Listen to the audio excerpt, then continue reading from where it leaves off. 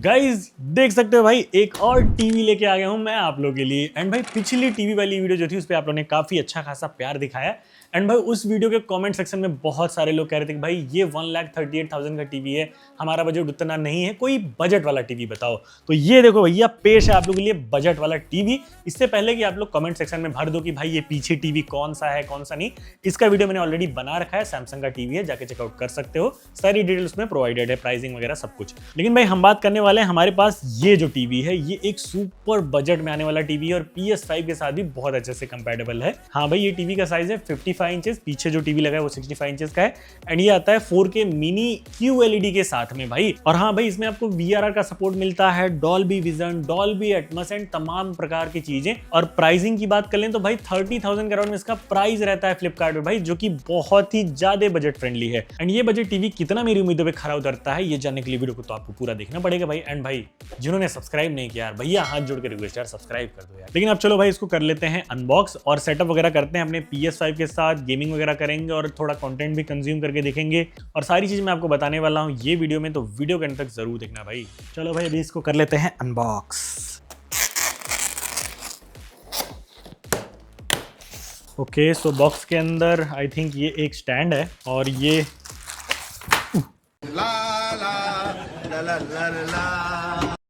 तो टीवी को बड़े प्यार से निकालेंगे भाई।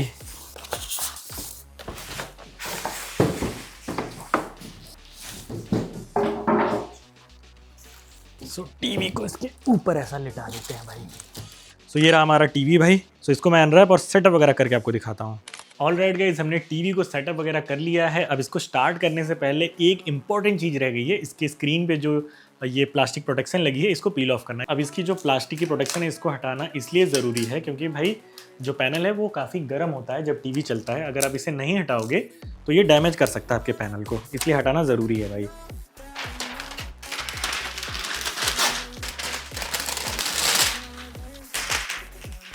नई वस्तु के ऊपर से पन्नी हटाने की जो फीलिंग आती है ना, आए हाय हाय हाय आए हाय हाय हाय।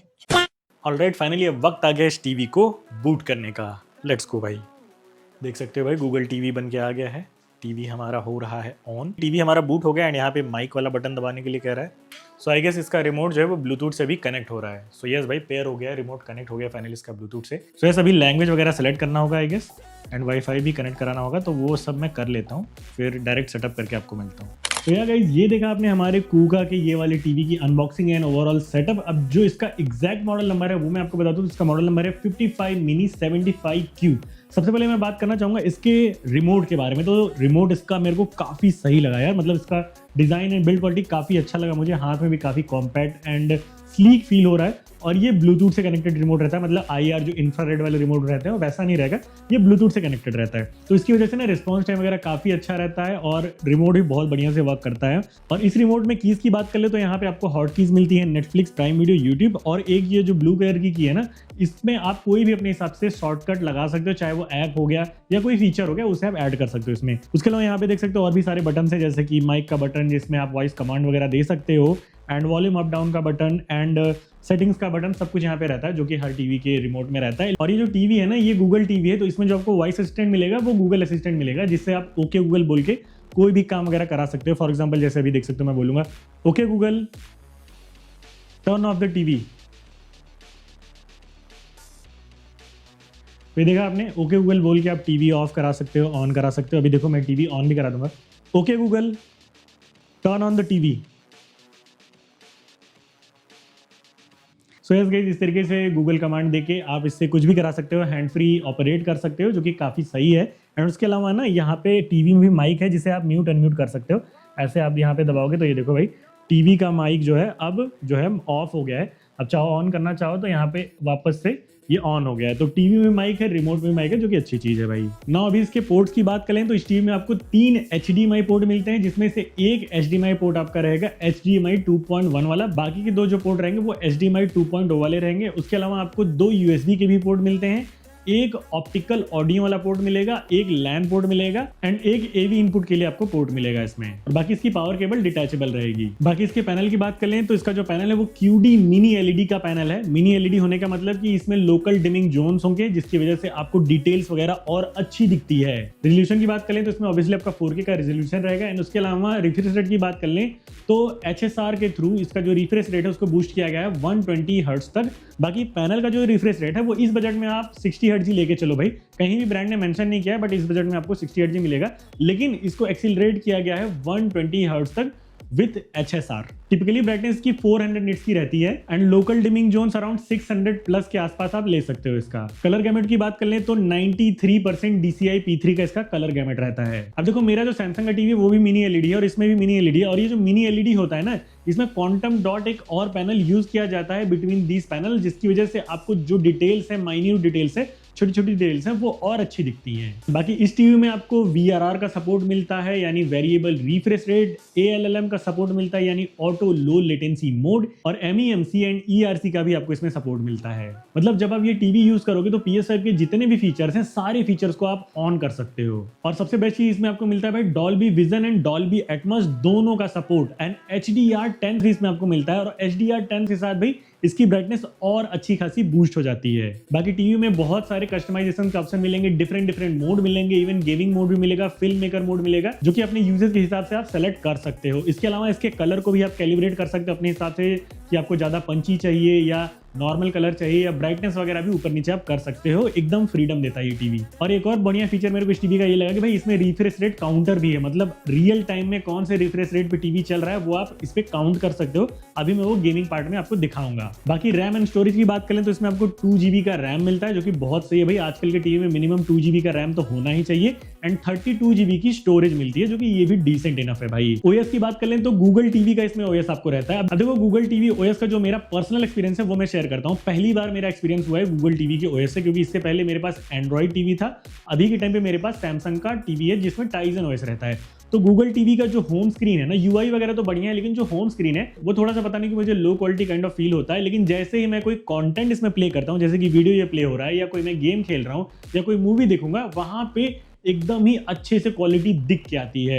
लेकिन जितनी अच्छी क्वालिटी मेरे को कंटेंट देखने में या गेमिंग करने में दिखती है, उतनी अच्छी क्वालिटी होम स्क्रीन पे नहीं दिखती है। अब आप लोग अगर गूगल टीवी यूज करते हो, आपके साथ भी ऐसा एक्सपीरियंस है, तो कमेंट करके मेरे को बताना भाई। कंटेंट कंजम्पशन की बात करें तो देखो इसमें आपको Netflix, prime video, YouTube, Disney Hotstar, ये सारे ऐप्स मिलेंगे। मतलब जो भी OTT के ऐप्स होते हैं सब कुछ ही डाउनलोड कर सकते हो। एंड पर्सनल एक्सपीरियंस बताऊं तो देखो भाई कंटेंट वगैरह भी मैंने इसमें देखा और काफी बढ़िया मेरे को फील हुआ। डिटेल्स वगैरह काफी अच्छी दिख के आती हैं। एंड चाहे आप यूट्यूब देख रहे हो, जैसे कि अभी के टाइम पे यूट्यूब चल रहा है, यूट्यूब पे भी HDR, Netflix, Hotstar, prime video पे भी HDR and Dolby vision, Dolby Atmos support करता है, जो कि एक बहुत ही बढ़िया चीज लगा मेरे को। अब गूगल टीवी का UI है तो UI वगैरह तो स्मूथ ही रहेगा, बहुत ज्यादा इशू नहीं आया मेरे को अभी तक UI में कि बहुत लैगी फील हो रहा है या एंड्रॉइड OS की तरह हैंग हो रहा है, ऐसा कुछ भी नहीं है। तो गूगल टीवी का UI एकदम बढ़िया है भाई, स्मूथ चलता है। बाकी इसमें स्पीकर की बात कर लें तो 36 वॉट का इसमें आपको स्पीकर मिलता है और डॉल्बी एटमॉस को सपोर्ट करता है भाई। And I am very impressed with their sound quality भाई। मेरा जो इससे पहले रियलमी का टीवी था उससे काफी ज्यादा अच्छी इसकी क्वालिटी मेरे को लगी। Personally content consumption, normal videos watching और म्यूजिक वगैरह सुनने मेरे को काफी बढ़िया लगे इसके स्पीकर भाई। मैं आपको सुना भी देता हूँ एक ऑडियो सैंपल, आप खुद सुन के थोड़ा बहुत आइडिया लगा सकते हो।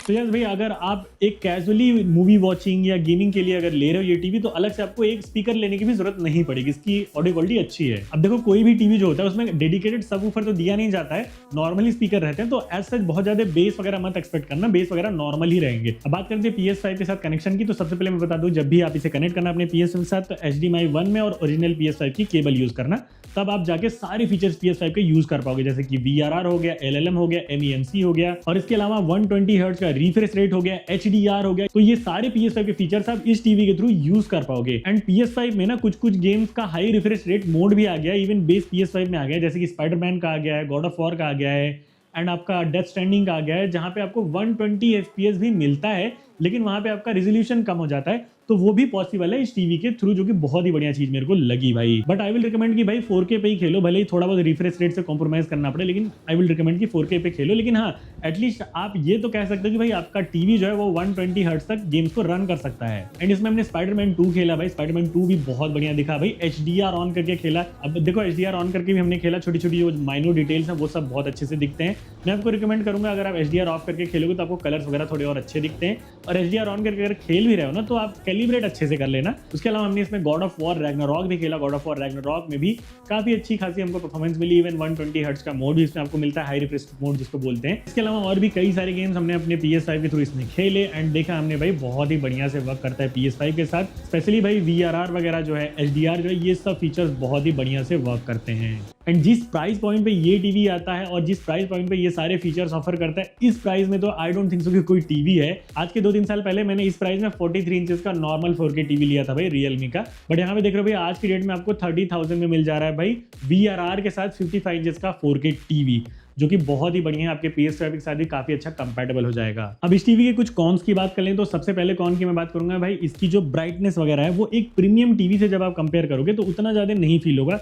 ये चीज मैं इसलिए पॉइंट आउट कर रहा हूँ क्योंकि मैं एक ऑलरेडी प्रीमियम टीवी यूज कर रहा हूँ। दोनों में अगर डिफरेंस देखोगे तो थोड़ा समझ में आ जाएगा, हाँ भाई वो प्रीमियम टीवी है, ये एक बजट टीवी है। बट स्टिल भाई बजट के हिसाब से देखा जाए तो अपने औकात से थोड़ा बेटर ही कर रहा है ये ब्राइटनेस के मामले में और क्वालिटी के मामले में। एंड इंडिया में वारंटी वगैरह आपको मिलेगी, ऐसा कोई इशू नहीं है इसका। प्रोज की बात करूँ तो भाई PS5 के साथ इसमें आपको VRR, ALLM और बाकी सारी चीजें जो भी है उनका सपोर्ट मिलता है। उसके अलावा भाई मिनी LED वाला ये टीवी है एंड आपको 2 GB का रैम, 32 GB का स्टोरेज एंड गूगल टीवी का OS, ये सारी चीजें मिलती हैं। एंड स्क्रीन साइज 55 इंचेस है। तो ये इसके कुछ प्रोज हैं जो कि मेरे को काफी सही लगे। और इनका जो 65 इंचेस का मॉडल है वो भी अराउंड 43,000 के आसपास में आपको मिल जाएगा। एंड 75 इंचेस का भी मॉडल जल्दी ही ये लॉन्च करने वाले हैं। अब आप मेरे से पूछोगे भाई ये टीवी किसको लेना चाहिए। अब देखो वो लोग जिनको चाहिए ये सारे फीचर, जैसे कि VRR हो गया, PS5 के साथ 120 हर्ट्ज की कंपैटिबिलिटी हो गई एंड मिनी LED वाला फीचर हो गया, डॉल्बी विजन, डॉल्बी एटमॉस, ये सारे फीचर चाहिए, लेकिन वो एक प्रीमियम टीवी नहीं अफोर्ड कर पा रहे हैं, तो उनके लिए ये टीवी काफी बढ़िया है। अगर आपको एक सेपरेट PS5 के लिए भी टीवी लेना है अपने कमरे के लिए तो भी ये टीवी काफी सही है और काफी बजट फ्रेंडली है भाई। तो इससे रिलेटेड सारी बाइंग डिटेल्स आपको टैग, प्रोडक्ट एंड डिस्क्रिप्शन में देखने को मिल जाएगी, जाके चेकआउट कर लेना। बाकी अगर आप अफोर्ड कर सकते हो एक प्रीमियम ब्रांड का टीवी जो कि इन फीचर के साथ आता है तो बिल्कुल भाई आप ले सकते हो, टोटली अप टू यू। तो चलो, thank you so much for watching video, bye bye and see you in the next one.